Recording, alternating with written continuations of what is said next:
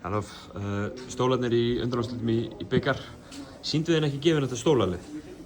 Hvað segirðu? Sýndu þeim ekki gefin þetta stólalið? Nei, við erum að keppa mótið núna á miðvikudaginn, þannig það verður bara gaman að sjá máttöku við þær fyrir undanúrslitin.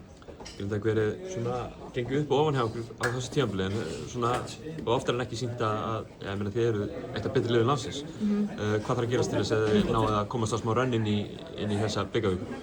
Sko, mér fannst við fá gott búst eftir Njarðvíkurleikinn. Við stóðum okkur bara ótrúlega vel í seinni hálfleik og náðum einhvern veginn svona að finna einhvern kraft. Þannig ég bara mjög bjartsýn á að það hafi verið smá svona búst inn í þessa törn og bara mjög spennt fyrir framhaldinu. Smá svona eitthvað meiðsli hingað og þangað og náðu okkur leikmenn og þetta.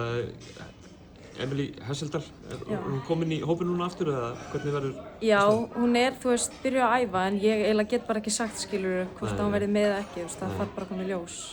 Stutt í þessa bikavíku, Grindvíkingar hafa nú hingað til verið þekktir fyrir að búa til alls konar stemmingu, hvort sem það er í Smárunum eða Laugardalshöllu eða bara hvað sem er. Já. Þetta ekki kalla þess eftir því að það verði eitthvað gert? Jú, ég veit að það verður góð stemming allavega frá deildinni og það er bara undir okkur komið að grípa hana og fyrir bara, áhugamenn, stuðningsmenn að koma með okkur því að við þurfum bara á stuðningi að halda bara eins miklum að við getum, þannig að ég hvet bara alla til að mæta og styðja.